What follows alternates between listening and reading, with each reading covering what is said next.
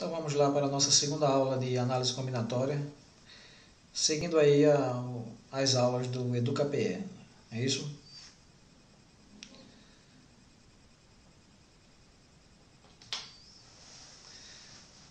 Então veja só, na aula anterior nós trabalhamos um conteúdo introdutório chamado de código de barras, né, que é referente aos códigos de barras que a gente conhece aí no nosso dia a dia, ok? Eu vou aproveitar daquela atividade as questões 4 e 5, certo? Que são questões que trazem uma discussão referente, né, à análise combinatória, que pode ser aproveitado como análise combinatória, tá certo?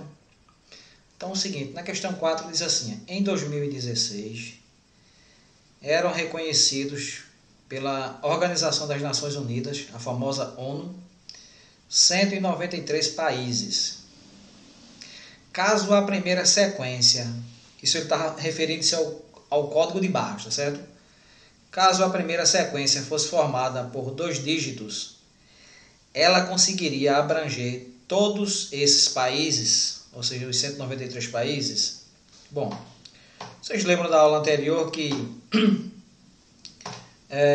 esses 3 primeiros números que aparecem aqui nos códigos de barras, do tipo EAN13, refere-se ao código do país, tá certo? É o registro do país, é o registro nacional, tudo bem? O que ele está dizendo é o seguinte, o que ele está indagando é o seguinte: suponha que não fosse 3, suponha que o registro nacional fosse formado por 2 números. Esses 2 números seriam suficientes para abranger esses 193 países? Será? Bom, perceba o seguinte: se a gente pegar cada país do mundo, é claro que eu estou colocando aqui a Argentina como sendo o primeiro país, mas eu não estou considerando aí os países em ordem alfabética, tá certo? E se fosse considerar em ordem alfabética, provavelmente a Argentina não seria o primeiro país, né? Tem outros países começados com a letra A, Alemanha, Afeganistão, não sei. Só pegando alguns aqui como exemplo.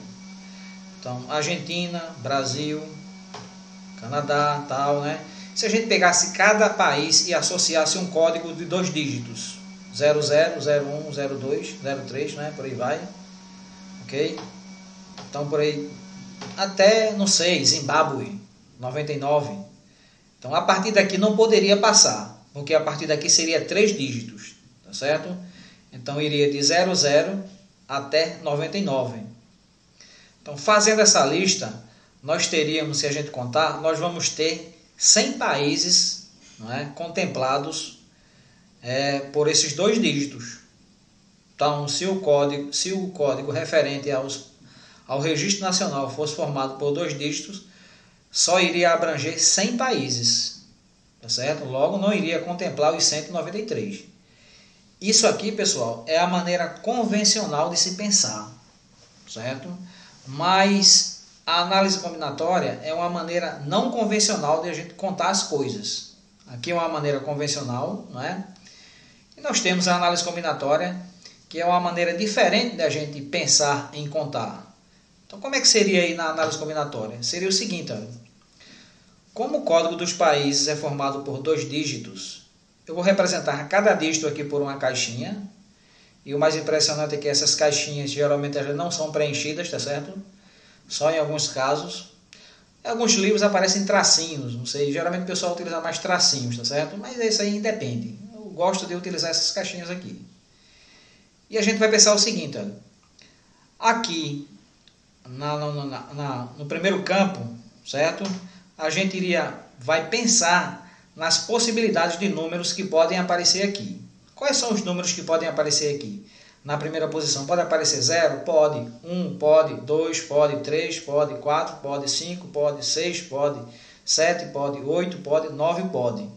Então, no caso aqui, eu tenho 10 possibilidades de números. Esse 10 aqui não é o número 10 que vem para cá, não, viu? São 10 possibilidades de números que podem aparecer aqui. Ok? Na segunda posição, a mesma coisa. São 10 possibilidades de números que podem aparecer aqui. Aqui eu tenho o número 7, mas poderia ser 6, poderia ser 1, poderia ser 0. Então eu tenho 10 possibilidades de números que podem aparecer aqui. Aqui está o número 8. Aqui é um caso particular de um código de barra em específico. Mas poderia ser qualquer número de 0 a 9. Então eu tenho 10 possibilidades para cá, 10 possibilidades para aqui, certo? Essa maneira de pensar, certo? Nós chamamos de princípio fundamental da contagem ou princípio multiplicativo. Certo? Essa é a maneira de pensar não convencional. Essa é a maneira de pensar para quem estudou análise combinatória, certo? E como é que seria esse princípio fundamental da contagem? Seria assim, ó. Nós abreviamos para PFC, né? E basta a gente multiplicar as possibilidades de cada etapa. Então, na primeira etapa eu tenho 10 possibilidades, na segunda etapa eu tenho 10 possibilidades também. Basta a gente multiplicar, o que nós teria aqui nesse caso, né?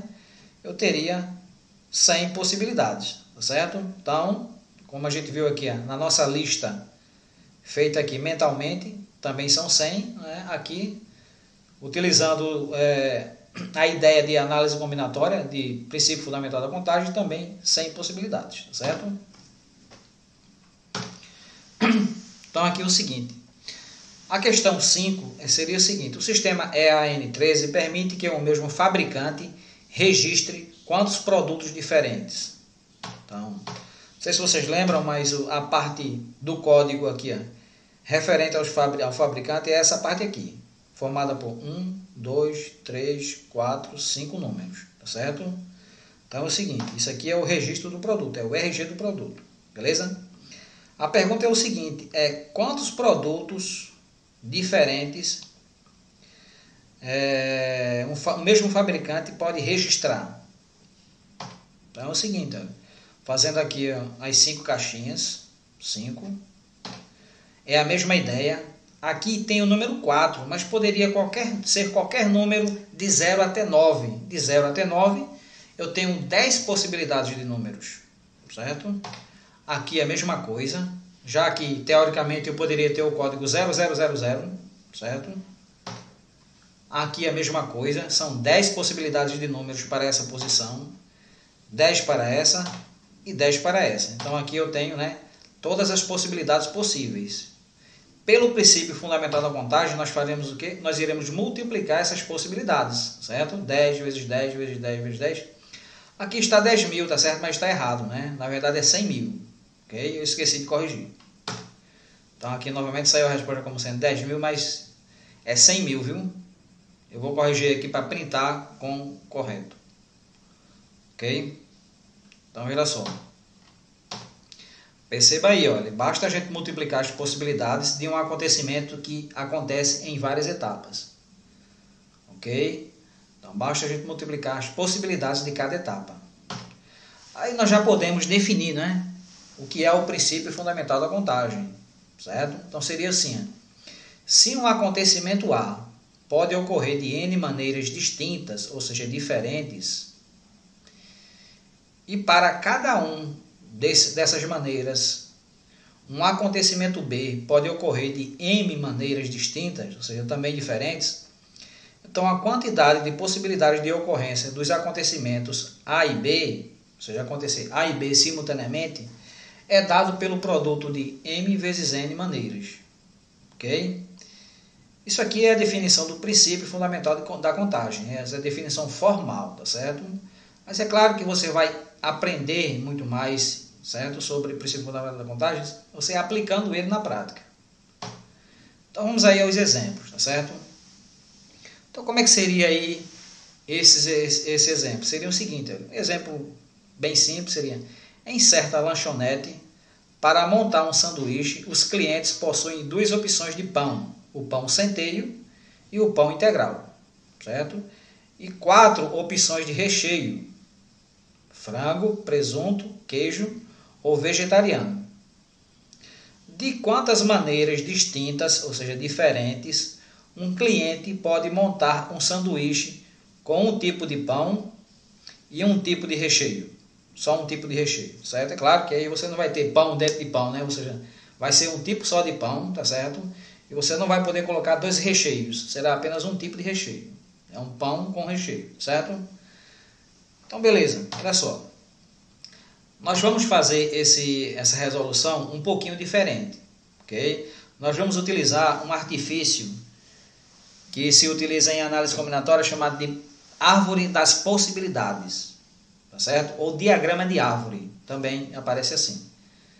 O que seria isso? Seria um desenho onde é mostrado todas as possibilidades de um acontecimento. Ou seja, o acontecimento pode acontecer assim ou assado. Então, essa árvore ela vai mostrar todas as reais possibilidades. Então, como é que seria aqui? Veja, para montar o sanduíche, eu tenho dois tipos de pão. O pão centeio e o pão integral. Vamos considerar que a pessoa escolheu o pão centeio. Se ela escolheu o pão centeio, o sanduíche vai ter um recheio também, Vamos considerar que ela escolheu o recheio de frango. Então, como é que será o sanduíche? Será o sanduíche com centeio e frango. Já é uma possibilidade. Outra possibilidade. Suponha que a pessoa não escolheu frango, escolheu presunto. Então, seria o quê? Seria um sanduíche formado por pão centeio e recheio de presunto. Suponha que a pessoa nem escolheu frango nem presunto, escolheu queijo. Então, o sanduíche seria formado por pão centeio e recheio de queijo. Certo? A pessoa é vegetariana, ela não come nenhuma dessas outras coisas, ela só come aquele creme vegetariano lá. Então, como é que seria? Seria um sanduíche formado por pão centeio, e um recheio vegetariano. Tudo bem? Tudo isso, essas 4 possibilidades, se a pessoa escolheu o pão centeio. Mas se, por exemplo, ela escolheu o pão integral, como é que seria?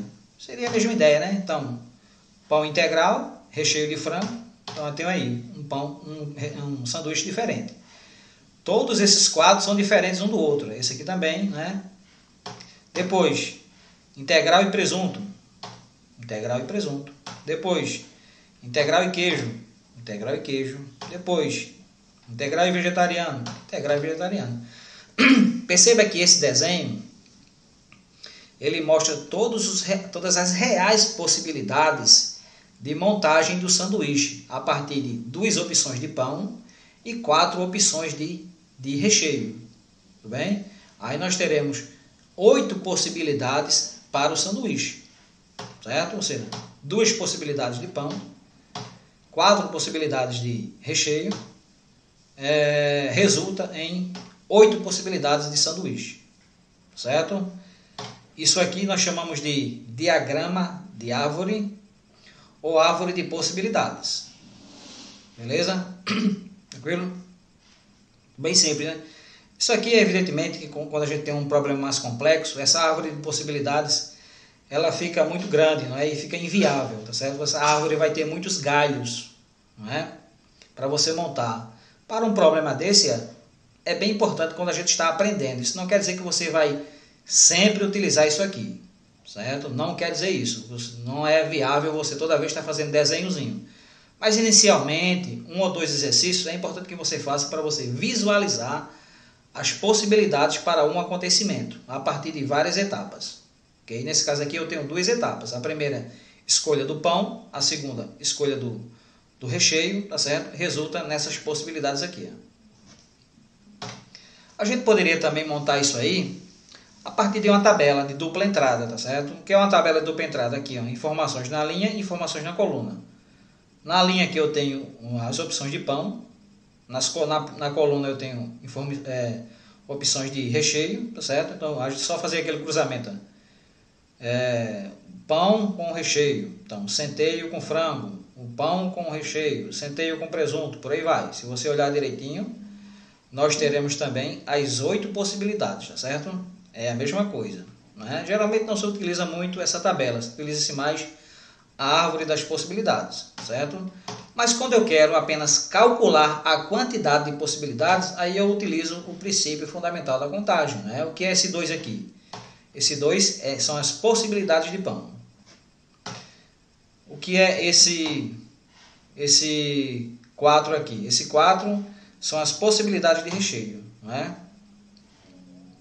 E o que é esse 8? São as possibilidades de sanduíche. Então eu tenho 8 possibilidades de sanduíche como resposta. Exatamente aquele valor que a gente encontrou contando os galhos da árvore. tá certo? Então, beleza. Aí vamos para o exemplo 2. Renato levou em uma viagem 3 calças, 2 pares de sapatos e 4 camisas, todos diferentes entre si. De quantas maneiras distintas ele pode se vestir utilizando uma calça, um par de sapatos e uma camisa? Então, esse é um exemplo bem clássico, tá certo? De análise combinatória, né? Sempre aparece, tá certo? Então a ideia é eu saber o seguinte: eu tenho 3 opções de calças, 2 opções de sapatos, de pares de sapatos, né? E 4 opções de camisa. Então o problema ele envolve 3 etapas. A primeira etapa é escolher uma calça, a segunda etapa é escolher um par de sapato e a terceira etapa é escolher uma camisa, tá certo? São três etapas do mesmo problema. Então, pelo princípio fundamental da contagem, é claro que você vai entender que isso aí é só você multiplicar as possibilidades de cada etapa, certo? Aí veja só, a resolução, nós vamos chamar os modelos de calça de C1, C2 e C3. Os modelos de sapatos nós vamos chamar de S1 e S2. E os modelos de camisa de M1, M2, M3 e M4. Né? Eu tentei escrever no slide essa árvore das possibilidades, mas ficava muito grande, não dava, não cabia. Então eu acabei printando, tá certo, lá do livro, porque perceba que nesse caso aqui, quando eu tenho mais etapas e mais possibilidades, a árvore ela fica muito grande, ela ficou com 24 galhos, né? Então perceba, 3 possibilidades de calça, 2 possibilidades de camisa, de sapato e 4 possibilidades de camisa. Isso resulta em 24, né? 3 vezes 2, 6, 6 vezes 4, 24. Beleza?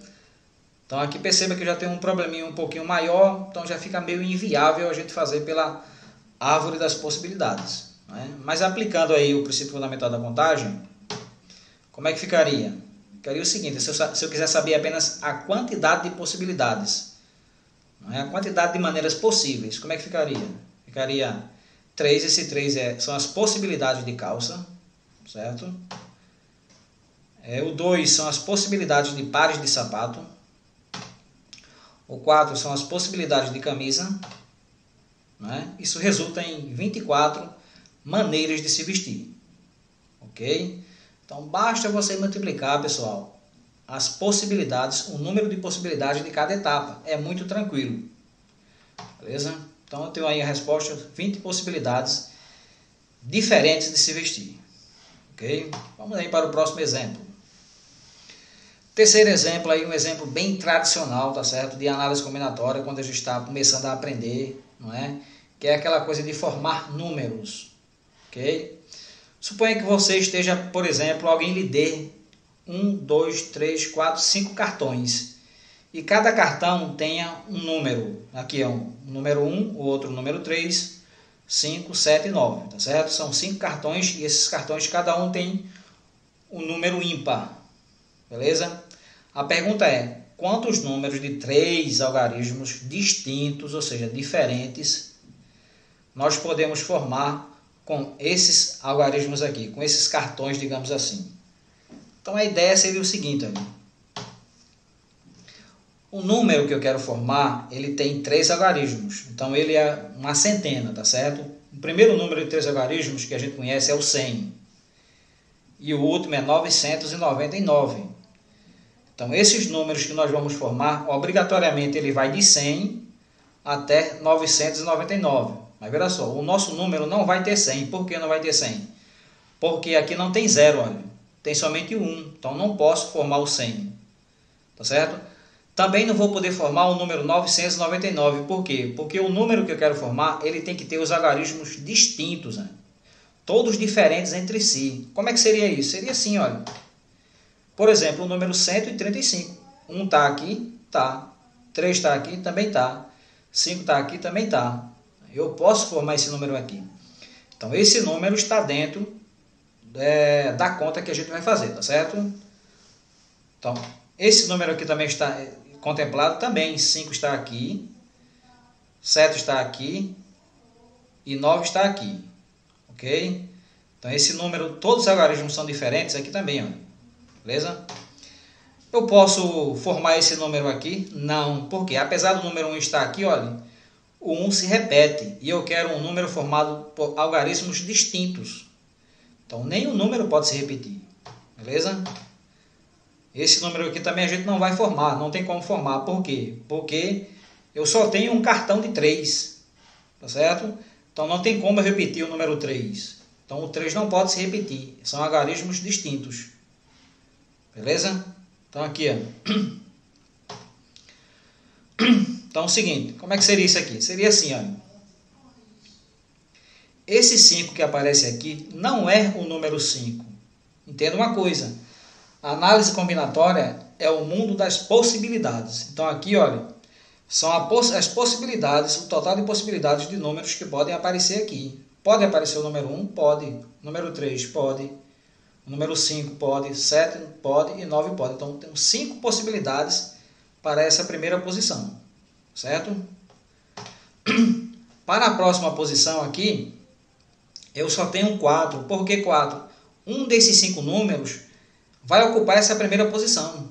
Então, se ele ocupa aqui a primeira posição, ele não pode aparecer aqui também. Vamos supor que desses 5 números, o número escolhido para cá foi o 7. Eu posso ter 7 aqui e 7 aqui? Não. Então, daqui você já vai retirar o 7. Ó. Das 5 possibilidades que eu teria para cá, retira o 7, sobra o 4. Isso não é questão de exemplo, não é conjectura, tá certo?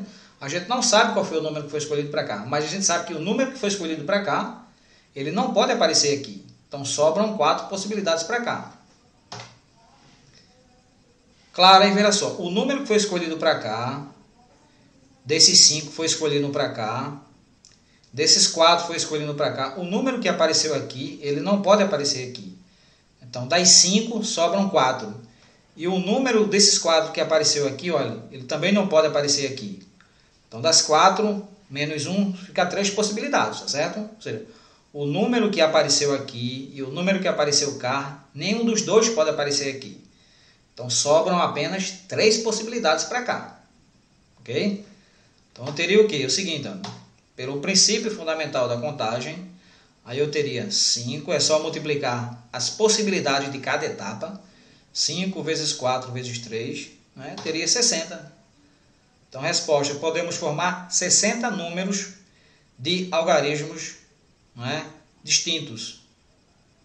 Ok? Ou seja, com esses números aqui, ó, se a gente quiser formar números de algarismos distintos, então, que vai de 100 até 999, a gente só vai ter 60 números, tá certo? Com algarismos distintos, ou seja, aqueles números onde eu não tenho a repetição de nenhum número, ok? Nenhum número pode se repetir, não é? Então, beleza. Tá marcando aqui 3, mas na verdade é 4, viu?